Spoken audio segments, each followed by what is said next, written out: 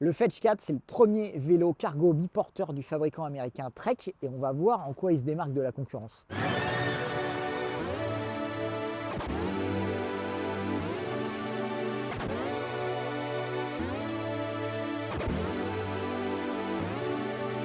Donc un vélo cargo biporteur, c'est quoi un biporteur? C'est un vélo qui a une caisse qui va être située entre le guidon et la roue avant. C'est un vélo très long, c'est un vélo qui est spécifiquement conçu clairement pour transporter des enfants en bas âge. C'est des enfants qui vont aller jusqu'à 1,25 m et 25 kg. Alors on peut mettre des enfants un peu plus grands, un peu plus lourds, mais on va être limité par la taille des ceintures et la taille des sièges quand même. Sur un vélo comme ça, il faut absolument être attaché dans la caisse puisque le moindre freinage vous projette directement hors de la caisse. C'est un vélo qui est équipé d'un moteur Bosch Cargo, c'est les moteurs spécifiques pour les vélos cargo. C'est aussi puissant en gros que leur moteur le plus puissant, le Performance Line CX, mais il développe un peu plus de puissance que s'il va jusqu'à 400% de la puissance appliquée par le cycliste sur les pédales contre 300 pour un PRCX. Donc c'est encore plus puissant. C'est un vélo qui peut transporter 250 kg. Alors poids du vélo inclus, le vélo est très lourd, il fait 75 kg. On n'a jamais vu un porteur aussi lourd, hein. Les autres vélos c'est entre 35 on va dire et 50 kg pour les plus lourds. 75 kg c'est vraiment très lourd, mais Trek a fait un bon travail puisque le centre de gravité est quand même très bas et qui reste quand même très maniable, même chargé. Franchement, on n'a pas vraiment trop souffert du poids. Après, c'est particulier, hein. C'est un vélo cargo. On va s'équilibrer avec le guidon, pas vraiment trop en penchant son poids du corps, mais plutôt avec le guidon. Donc c'est un coup à prendre, et une fois que c'est pris, ça se fait très bien. C'est un vélo qui a pas mal de petites particularités pour améliorer le confort. On pense notamment à ces tiges de selle télescopiques qui va permettre de monter et descendre facilement du vélo. Et quand on pédale, dès qu'on se met à pédaler, hop, on monte la selle pour être bien quand on pédale. Et ça, c'est quand même très pratique. Deuxième point, Trek a choisi une transmission par courroie associée à un variateur. Donc en fait, il n'y a pas d'à-coup quand on passe les vitesses, c'est vraiment une poignée tournante qui va adapter la cadence de pédalage à la vitesse et ça c'est très pratique, très agréable. La courroie, c'est quelque chose où il y a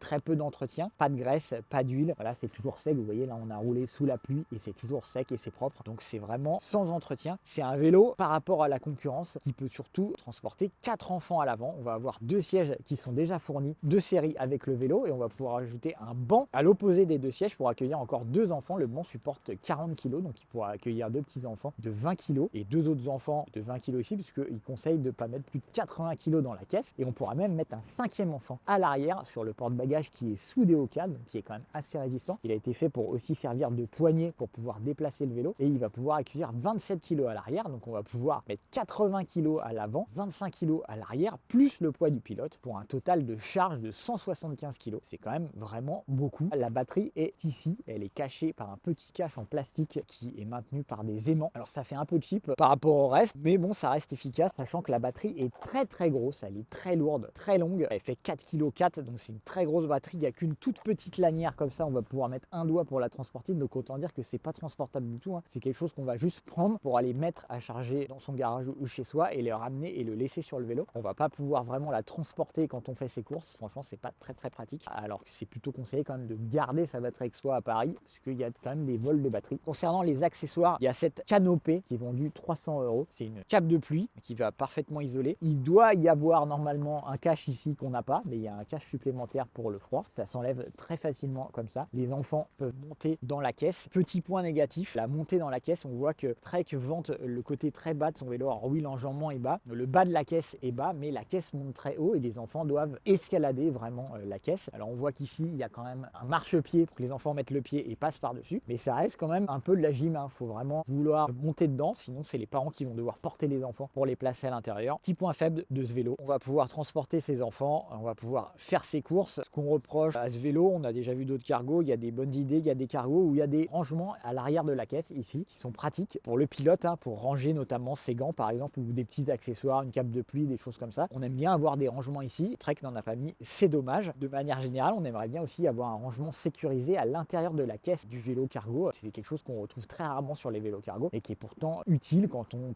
peut par exemple faire ses courses et qu'on va de magasin en magasin et qu'on n'a pas envie forcément de laisser ses courses à l'air comme ça ça dans la caisse, on aimerait bien pouvoir fermer la caisse ou avoir une option qui permette d'avoir une fermeture sécurisée de la caisse. C'est pas le cas sur ce vélo. En termes de praticité, on a une béquille double centrale. Alors cette béquille double centrale est franchement très pratique à mettre, elle est très simple à utiliser. Il suffit de mettre son pied sur la béquille, de tirer pour la mettre en place. C'est franchement très simple. On lui reproche un peu les cales. Vous voyez, quand on va pousser le vélo, si le sol est très lisse, le vélo, ça nous est arrivé notamment aujourd'hui où il a neigé ce matin. Les trottoirs étaient un peu glissants, les trottoirs parisiens sont très lisses et on n'a pas pu débloquer la béquille. En fait, on poussait le vélo et le vélo partait. Donc on a dû mettre le pied comme ceci devant la béquille pour pouvoir débloquer le vélo. Il y a un petit souci au niveau des patins qui sont peut-être un peu trop durs, donc ils s'accrochent pas assez bien sur le sol. Sinon, la béquille, une fois qu'elle est mise, elle est très stable. Les enfants peuvent monter tout seuls dans la caisse. Il y a quasiment aucun risque que le vélo parte tout seul, à moins qu'il vraiment il se jette devant la caisse pour faire partir le vélo. C'est quand même très peu probable qu'ils puissent partir avec le vélo. En tout cas, normalement, ils peuvent monter sur le vélo sans avoir à tenir le vélo et ça, c'est très bien. On a une tige de selle pour monter et pour remonter, mais cette tige de selle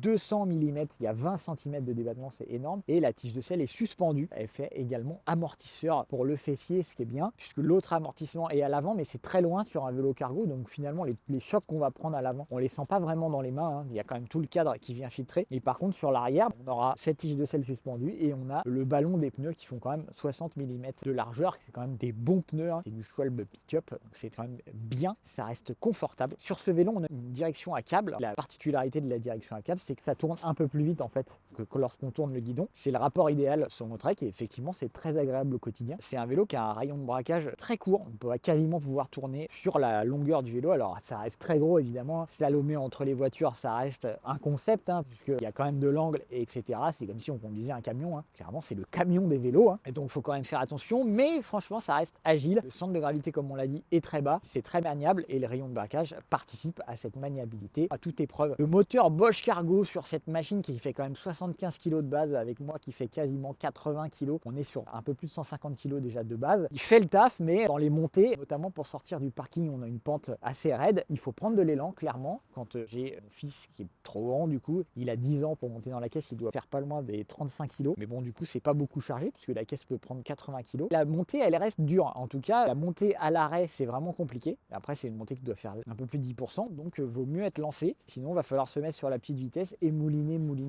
On se dit que pour le gabarit, le moteur est vraiment tout juste en fait. C'est le plus puissant, mais c'est vraiment ce qu'il faut, hein. En termes d'autonomie, on a fait 40 km. Alors en ce moment, il fait froid. Peut-être qu'en été, vous ferez un peu plus. 40 km, c'est pas beaucoup pour un vélo électrique, mais c'est correct pour un vélo cargo. Il n'y a pas beaucoup de vélos cargo qui annoncent beaucoup plus, sauf des vélos qui utilisent 2 batteries. Mais bon, le vélo cargo, c'est vraiment utilisé pour faire les courses au quotidien. Ça va être utilisé vraiment pour amener les enfants chez la nounou, à l'école, etc. Faire des petits trajets cumulés. Voilà, c'est quelque chose qui nous paraît correct. 40 km, il va falloir le recharger en gros, on pense tous les 2 jours ou tous les jours si vous roulez beaucoup. Ce moteur est puissant. Le moteur est équipé de la LED Remote. C'est cette commande de chez Bosch. On va pouvoir tout contrôler, les modes d'assistance et également changer l'affichage de l'écran du smartphone puisqu'il n'y a pas d'écran fourni par défaut avec ce vélo. Il y a un support smartphone qui va recharger le smartphone par induction ou aussi par câble, mais avec un câble propriétaire qu'il faut acheter chez Bosch. Une application, l'application Flow, qui va permettre d'afficher les différentes informations classiques qu'on retrouve d'habitude sur les conteneurs Kiox. Mais là, c'est le téléphone qui fait office d'écran. Pour nous, c'est une bonne chose parce qu'en fait, on n'a pas tout le temps envie d'avoir le compteur ou les informations. Alors moi, je sais que je roule souvent avec le mode maximal et le reste,